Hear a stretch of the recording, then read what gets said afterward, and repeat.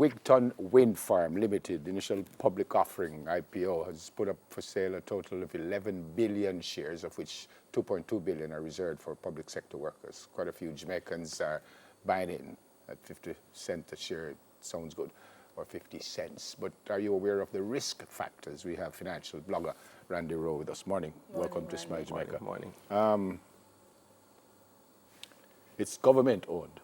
It is currently government owned, yes. So I know if it's when you buy into a privately owned company, they do it to get more money, to expand the business. Correct. What would the government want to do with this money, if you know? I don't think we actually officially know what they want to do with the money yet, but I do know that they have plans outside of the company for it. So we are buying the government's company essentially because they're selling all of the company to us, Right. and they do what they wish with the money.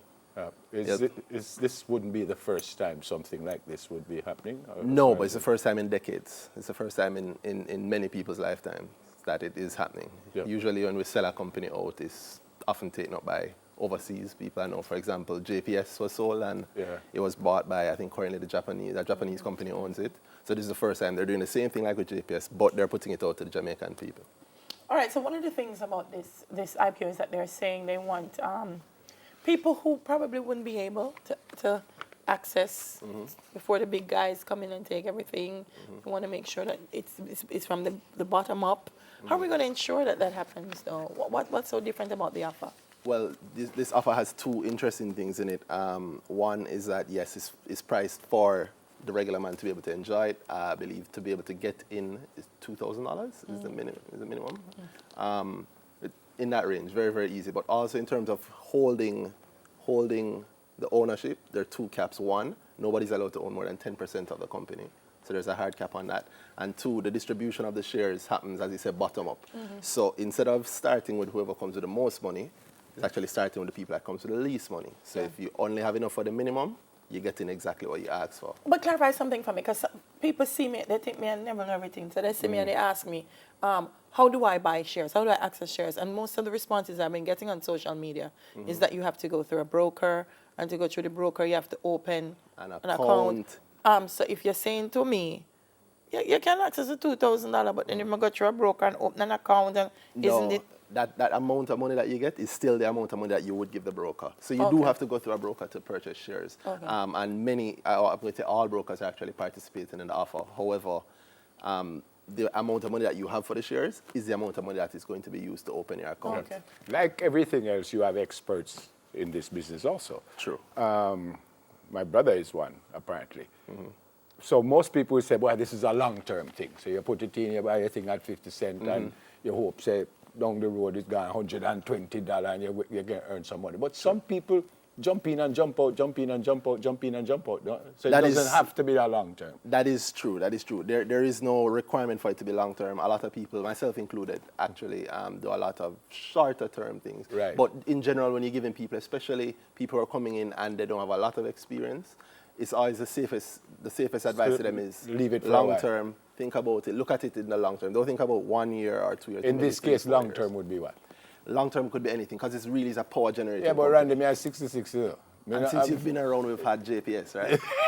So in the same way, my long term and your long term is two different things. That's true, and that's actually the secret. The secret is to allow whatever your own method of calculating long term to be to be work your for long you. term. Yeah. So if your long term is 5 years, plan around 5 years. I watch my news and I see losers today. We're talking about stocks for companies, so and so lose, so and so. What decides that? What decides whether they lose in a day or going up? So I'll use Wigton as the example. Let's say Wigton opens on day one at 50 cents.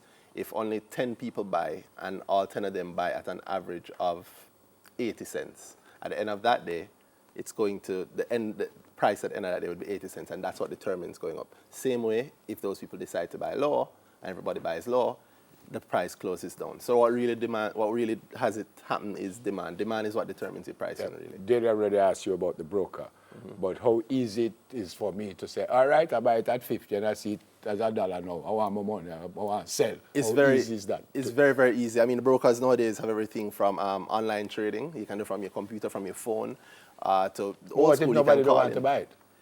Well, yeah, somebody will always want to buy it, usually. Yes, liquidity can be a problem. Liquidity is when maybe you're trying to sell it, but nobody wants to buy it, or vice versa. But something like this, 11 billion shares, I heard the government said they want a minimum of 10,000 people. I think the biggest IPO we've had so far is with Cinco, and that had, I want to say, it didn't touch 10,000 yet. So 10,000 is a big number. And I've seen the videos everybody else has seen where the lines going around the block. So I won't ask you if it's a good deal or not. I'm not certain you can legally answer that. But 50 cents a share is attractive. Very attractive. And I think it's deliberately priced to be very attractive to people. It's obvious that, I mean, yes, the company is a large company. It's not a quick-moving company. It's slow. It has one customer, which is JPS. But I think that they accounted for all of that by pricing it down very lowly, where, I mean, from 50 cents, it could go all the way up to $1 very quickly. A lot of people are looking for that. I would like to give one warning to people: don't buy just because you expect it. Listen, IPOs will pop. Don't buy for that.